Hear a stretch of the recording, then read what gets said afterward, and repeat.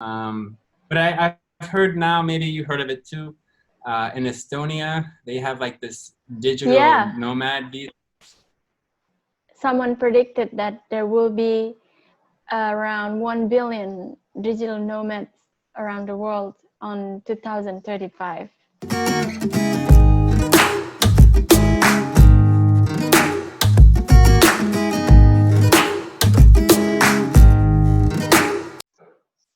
Hi nomads, welcome to Digital Nomad Finder show where we're having conversations with digital nomads from all around the world about work, play, and travel. So today we're going to be having conversations with William Addison. He is from the Atlanta, Georgia, and he is a digital nomad, a remote worker, and he works as an English teacher, and he's traveled to many countries around the world. So let's hear from him.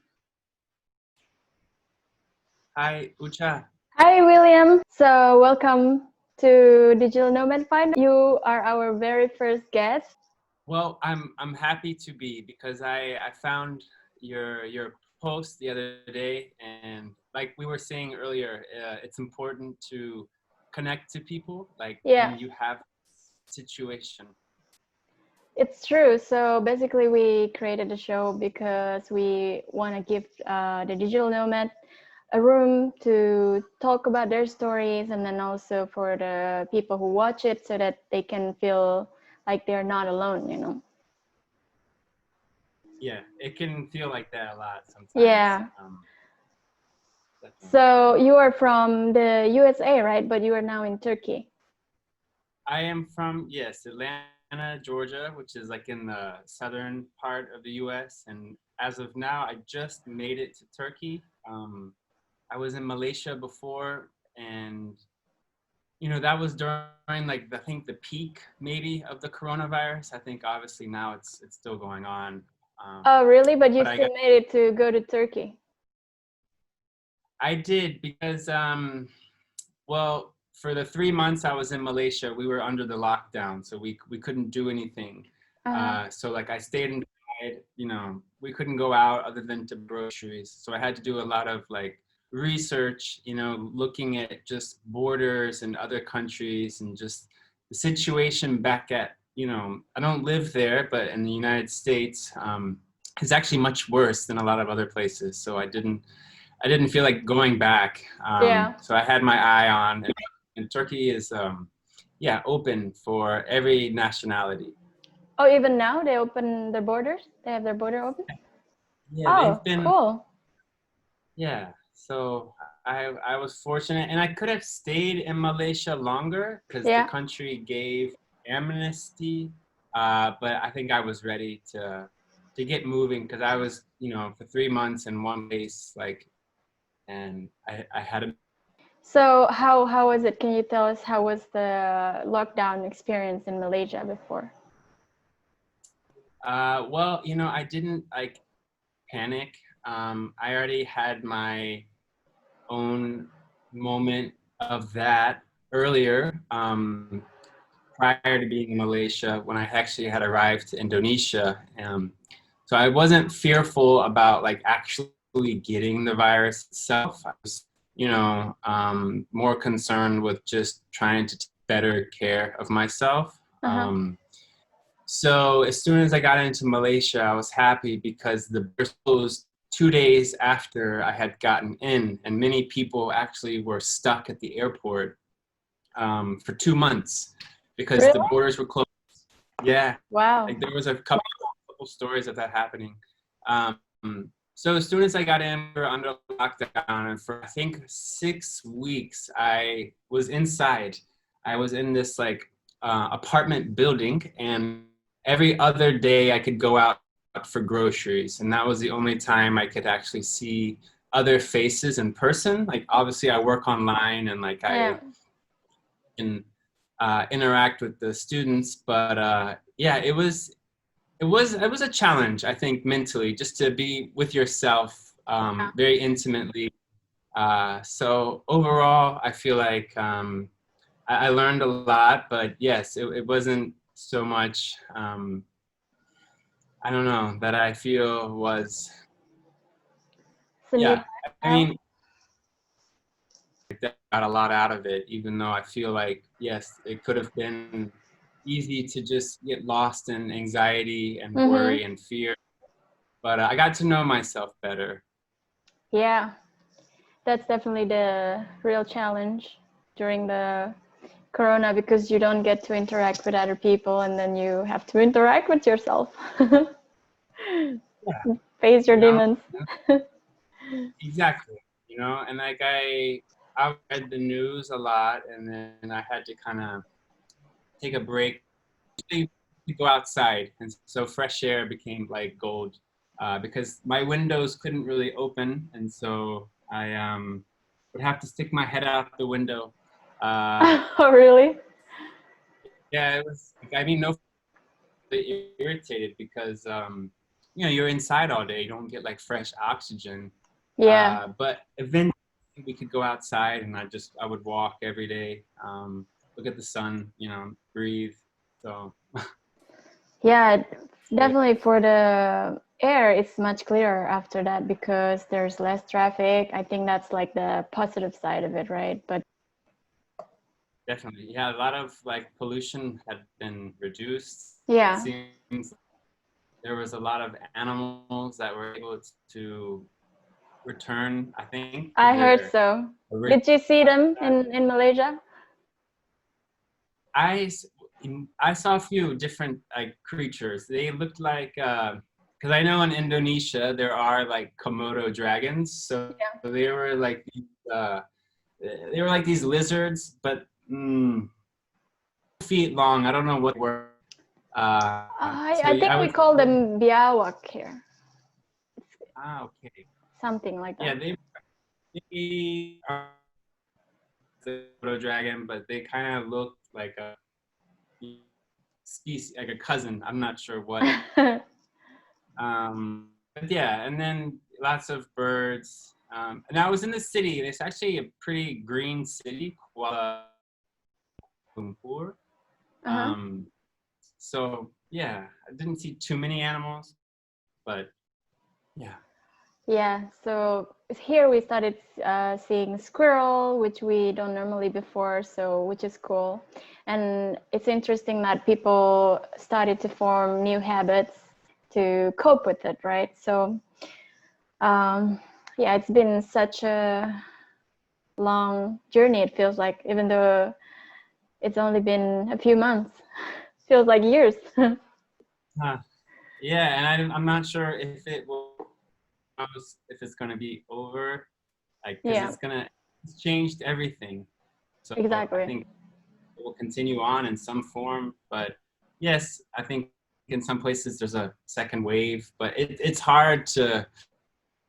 I'm done researching about it all because before I was obsessed, like, how did it happen? Where did it come from? You know, like, but Mm, that kind of gets away from the point of like where you are in the moment.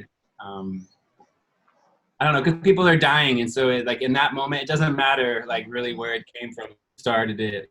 You know, it's like this life, and of course, like we all want to know the facts, but you can get carried away easily. So I yeah. don't look much on the news. I watched a video of this lady who lived in a very small island, and she lives by herself, and she said like sometimes I just want my own reality and stop looking at my phone, and because sometimes it can be very stressful, right? So I think that was like a good message, like. Yeah, I mean, technology is great. Like it makes everything faster, but yeah, like you were saying, it can be problematic. We Yeah, get so used to it. and it can consume you sometimes without you realizing it. Exactly. Yeah. Yeah. So, how long have you been living the lifestyle of a digital nomad? Well, I guess like it kind of coincides. I had always been interested in traveling, and this was Uh-huh. before I started working online as an English teacher. Yeah. Because usually, what I would do I would get a seasonal job, save money, and then travel. And when money was out, I had to go back, work again, and then travel. So that has always been a part of me. But digitally speaking, it was 2 years ago, Uh-huh. in 2018. I was living, actually, I had met someone throughout the way. I had always wanted to teach English, and someone told me about working online, and then I got a job and was able to, build enough of a with multiple students that Mm-hmm. gave me an income. So for 2 years, I kind of started, but I was living for the first part of it all, like in one place. So I wasn't moving around. However, I was working remote. I was abroad, and I was having, a little bit of money coming in. And until like, my time was over in that relationship, then I decided this year at the beginning to kind of go off on my own and, Mm-hmm. kind of see my potential, because the relationship that I was in, it's where I should have been. And so, yeah, just this year on my own, beginning of this year. Oh, so traveling has always been your passion, only that you have just started moving around and work online. Yeah, I went to school for sociology, so like Yeah. people, culture, language, like always been something I am interested in, um, and I feel like you get to make traveling makes you have to open up. I mean, you can close down, but for me, I find that it's just like you have to pop, like you have to break your shell, Hmm. and that's what I like about especially traveling alone, because when you're alone, you have no tether, you have no one there to kind of. I mean, obviously you have people here. You meet people along the way, so you're never really alone. But yeah, I enjoy it, but some days I feel like, man, it would be nice to like put some roots down eventually. So we'll see. What's the most challenging part about it so far? Working and moving. Well, there are some days like I guess I can only use what's this been going on recently. Challenging.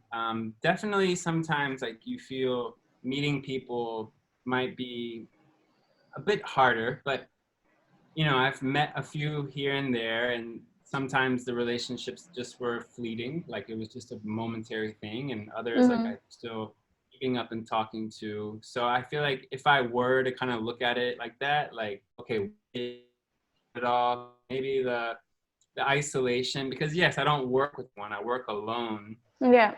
So that kind of shuts a couple doors down. Um, Other than that, you can go out of your way though to meet people. So it's like whenever there's a problem, you can always find a way to fix it. I think, like there's always a solution to it. But recently, I feel like I've been having a little bit of like not anxiety, but like because the company that I'm working for, because of the coronavirus, I think they're using that excuse to make all these internal changes, teachers, and so like within the teacher group, a lot of people are concerned about the job security, but there Mm-hmm. are many platforms to teach English on. So it's like this company goes down, I can just find another one, or maybe, I'll be doing something else, because I like working online, like teaching, but I also know I want to have something in person as well. Like, to me, this is something that I can leverage and like hopefully kind of create a wider platform. But I definitely want to work face to face and like, in the 3D and not so much on the, virtual Internet. computer. Yeah. Yeah. So, But yeah, talking about the connection with people, like you meet friend and then sometimes the connection lasts, but sometimes they don't. But I think even in normal life, even when we're not living the digital nomad lifestyle, it's actually the same. Like people still come and go, only that I guess when you are a digital nomad, it happens way faster. So you kind of have to cope with those emotions quite more faster than when you were living just a normal life. It's very true. I mean, it's hard to separate versus, you know, working in the world, meeting people online, meeting people offline. Like, it's quite fluid. So I definitely agree with you. Like, it's Yeah. true. People always come and go. But, you know, traveling to new countries, do you have like, you know, some kind of fear of maybe opening up to people when you meet new people? Has it always been easy for you to just, you know? Well, you know, I think it really depends on context. So, Mm-hmm. like, I'm definitely a that is more like comfortable, I think, on one-on-one settings, like, and that depends too, like what kind of one-on-one setting. And so sometimes I feel like maybe I open up, like, for example, I met someone recently right before I left Malaysia, and she was surprised how open that I was, just sharing my story and Yeah, everything. I thought so Because too. I felt comfortable, and, you know, you learn how to trust people and you trust yourself, so you know when, Mm. you know, you should speak and when you shouldn't. And, you know, boundaries are definitely vital. However, like, I've noticed in certain places, like here, like, I sometimes maybe avoid uh, going into social situations because of the language barrier, because I Uh-huh. feel shy, like, you know, don't want to expose myself and like look like on. But I that's my own gimmick that I have to get over. But something like that. Yeah.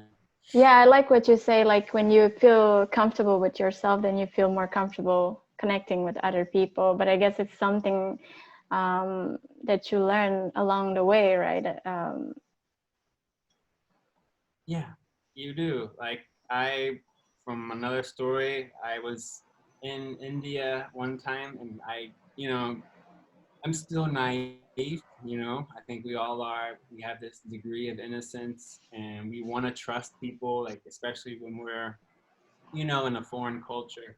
But yeah, I ended up getting scammed, and I lost like quite a lot of money. But it was a very important lesson about Yeah. people and myself.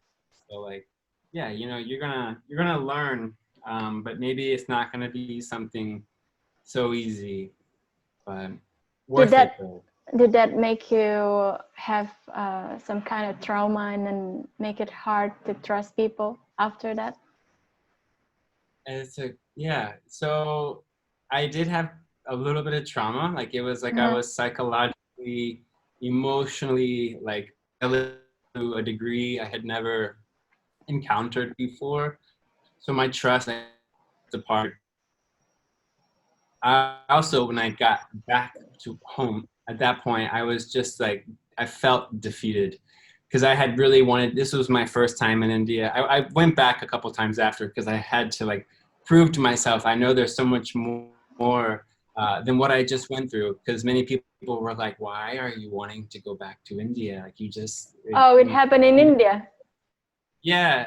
Uh, so people were like, why would you go back there? Like, you got scammed, you lost all this money. Like, they just couldn't understand. But Mm.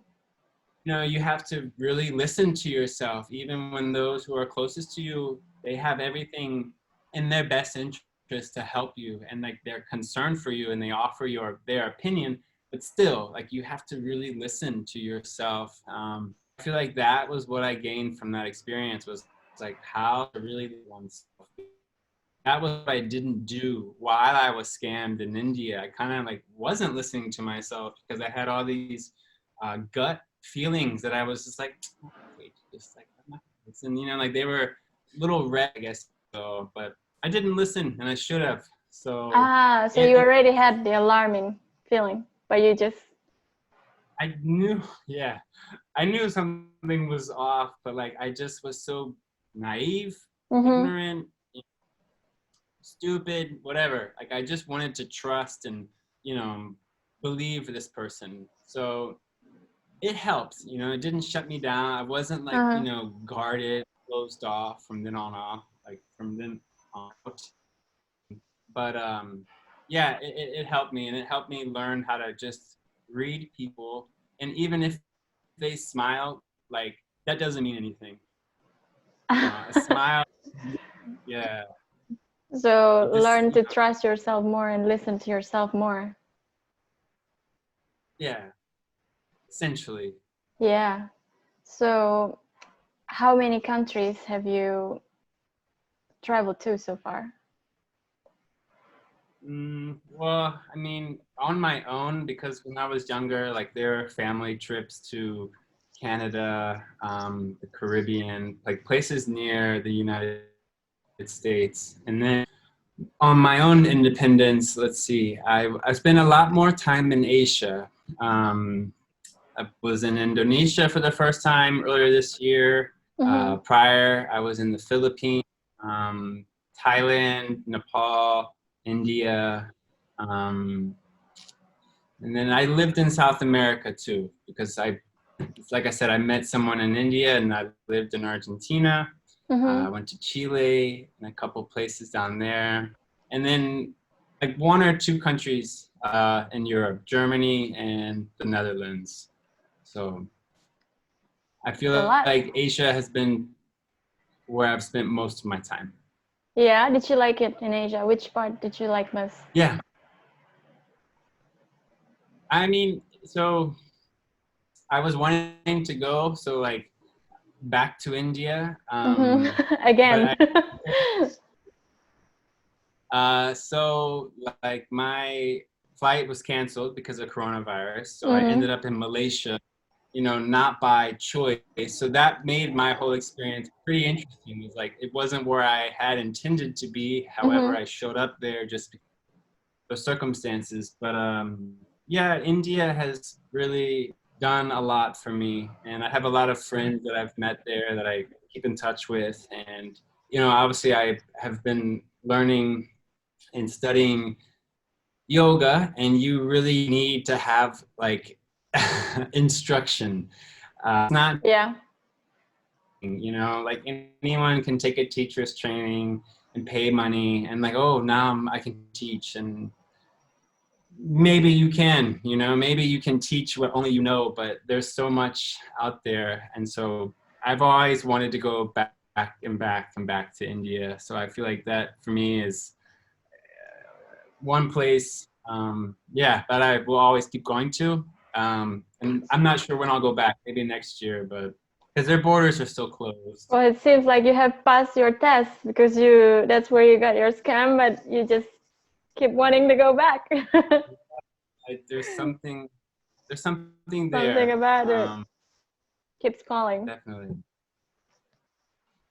So I'd like to know, like how has travel changed you as a person? Huh. Well, okay, because I feel like I had this conversation like the other day with a friend, and Mm. he's kind of said this thing, like, "Oh, you've been here, you've been there, you're so cultured."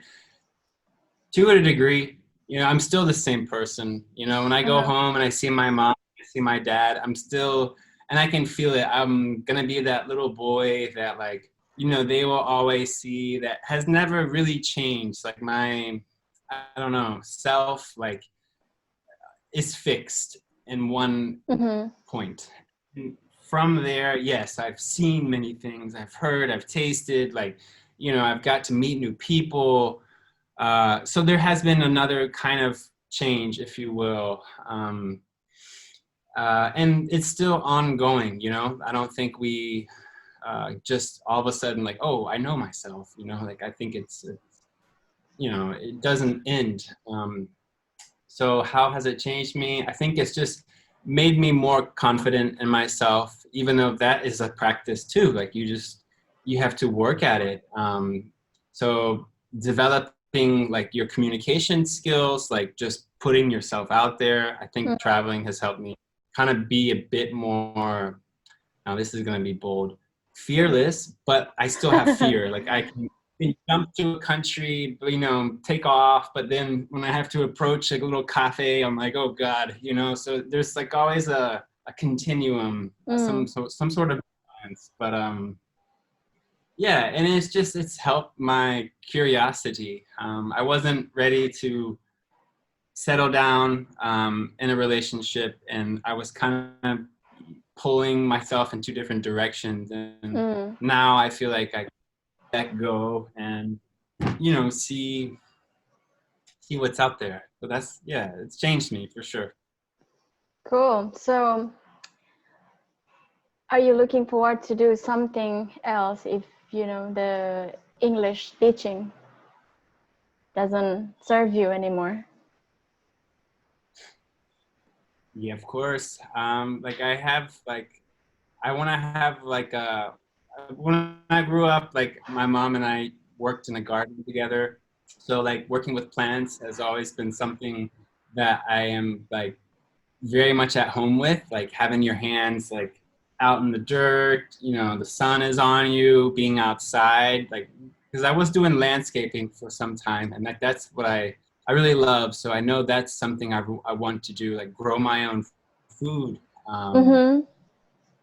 Cooking is something that I like, and teaching yoga. I mean, like I said, who can teach yoga? I'm not one to say who can and who can't, but it is something that I would like to like help me. I want to be able to help others in that same way. But I'm not gonna go and try and make it happen nowadays. Technology and this whole digital frontier, it's very easy to brand yourself as this like yoga you know face, and you can, and I think it's great. I'm not harping on those who do, like it's amazing, like there are amazing people doing great things, and they've Mm-hmm. reached lots of people through technology. But if I'm supposed to teach, I will. If I'm not supposed to, that's fine, but I'm not gonna make an effort because I've just become a little turned off about the whole career of yoga. I just practice myself, and we'll see what happens. So just go with the flow. Yeah, like everything will. I mean, because this gets into like the idea of us as doers. We have to do, and then there's the part of us where things just kind of happen, where we can just be and we receive, and we didn't do anything for it to occur. Mm-hmm. So yeah, like I said, I'm just a student, just learning as I go. Always. Yeah. So where's the country that's the most pleasant to stay in as a digital nomad? Because you have to deal with the visa and all these things. So okay, well, not to go back to India again, but so that's easy, 10-year visa. Now other places are a bit obviously less, like Turkey, 3 months is a decent amount of time. Uh, and then when I lived in Argentina, it's kind of great overstay the 3 months and pay a small fine when you would leave. That's probably not my like recommendation for anyone considering going there. But that happened. But I've heard now, maybe you heard of it too. In Estonia, they have like this digital Yeah, nomad visa. So I I feel read like that. so So hopefully that will happen more. um, someone predicted that there will be around 1 billion digital nomads around the world on 2035. Wow. So that is I a lot. So I guess that's a good move. I For I'd say like yeah, and I I've get, I've heard of people. Sorry, I keep cutting you off. yeah, go on. No, you go on. I was like, I don't know if there's a delay, but please, you speak. I've been speaking too much. Oh, it's okay. I was just saying that I guess after coronavirus outbreak, people start to see more and more that it's actually possible for people to work remotely, because I guess there are many companies before that won't allow that, but now because they're forced to do that, and then they can see that's actually happening. So I guess more and more people are shifting their career and seeing new possibilities. So yeah, 1 billion people in 2035. People were so skeptical about it before, but after the coronavirus, the numbers started to go up. How people prefers to work remotely, and then why not do it while traveling? Even though now we can travel so much, but yeah, we don't know what's gonna happen. So we currently, for the Digital Nomad Finder, we have this website where we list it's a portal to all of the website that list the jobs. So it's a tool that there's also tools that we put there, like digital nomad tools. And as a digital nomad, what is the tool that you would like to have that you think would be more helpful and you cannot find out there yet? If there is any? Like, are you asking, is there a tool to help like sustain the lifestyle? If there is a tool that you would like to have, maybe like could be anything, like digital nomad visas could be more helpful, maybe around the world, not just Estonia, or digital nomad coins, or things like this. Have you ever thought that you wish you have them, but they're not there yet? Yeah, I think like you were saying, like hopefully more countries will like adopt similar policy, because yeah, we are basically running against time, and we have a year or 2 months there, or we have a year in one place. Like Georgia is another country, you can get a year. Oh, really? And I feel like, yeah, I Oh, that's think that awesome. is that's definitely a constraint, is like time, and we're all working for our time. So I feel like how we That's true. manage uh, is essential. Like how can we use our time and make the most of it? Because my friend, he's really funny. Like he always tells me, like that's the one resource we will never get back. Time is slipping, and Yeah. so how can we hopefully extend longevity? Yes, extend visas. And then I also see how there's a lot of like people creating these like conferences or these retreats for digital nomads. So like we were saying, like even though we are isolated, we feel even more the desire to connect with others. So like that isolation is helping us to build hopefully better relationships because of it. Because yes, even if you have a relationship around you and you've never felt that isolation, maybe you wouldn't know what it's like to be deprived of it, and maybe you don't value it as much. So And you I'm sure there's a lot value of the connection with people more. Like you get more yeah, excited to meet people. exactly. That's like, yeah, you're exactly right. Like under the lockdown, when I saw another face, like I was like, oh wow, another human. Exactly. How is it like in Turkey? Are you like required to wear your mask when you go out? Because we do Yeah, here. like I mean, I always like, because I know some people probably, I understand, because there's so much, I'm not sure, are the masks good, are they not? Like that's not my issue. Like I'm not gonna say someone is wrong or right if they choose or not to.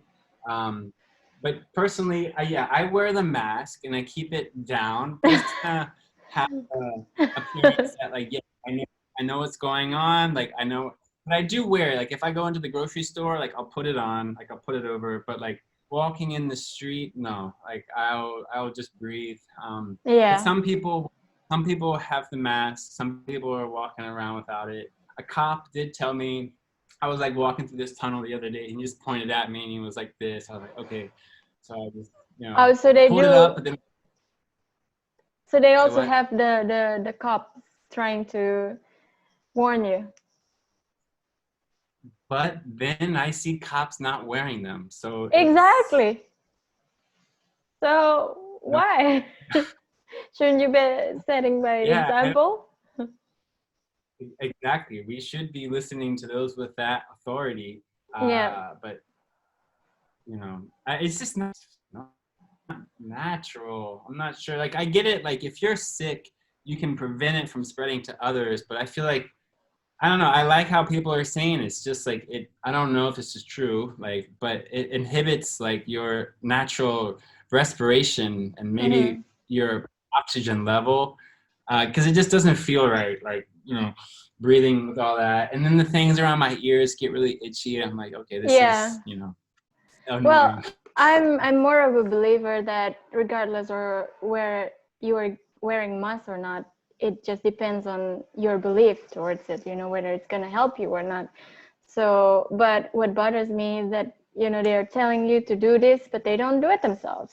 And they tell you not to, stay close to each other, but they're gathering like 10 people, so yeah, walk the talk. Yeah, But I mean, before I was washing my hands, like, as soon as I would go out, I'd come right back in. But now I kind of, because I feel like we need to develop like the bacteria. I don't know, get used. I'm not washing my hands as much. If I'm going out in public, I mean, I don't try to touch stuff, but still, like, I'm not as wary as I was. Now I'm a bit relaxed. Yeah, and I think the good thing is that it makes us more aware of, maybe our health or immune system and so on, which probably we were not caring so much about it before. But, there's a lot of issues that are just not aligned, but we're not going to go there. So, I guess we cover up pretty much all I want to know. Cool. Thank you so much for your time. It's very precious. Like you said, the time is the most precious resource. So thank you so much for the time and your information, the stories. Really appreciate it. And yeah, it's good to meet you online. Definitely. Well, thank you, Ucha. I very much like I said, I feel like maybe learn how to like talk more. And yeah, so it's given me that chance to open up again. So Yeah, I think it's great. It's great. I'm learning a lot too. So thank you. you're welcome. Awesome. Thank you so much. Have a good day, William. You Bye-bye. too, Ucha. Bye. All right. Thank you so much for watching. And don't forget to like, subscribe, share, and turn your post notification on. And I'll see you next time.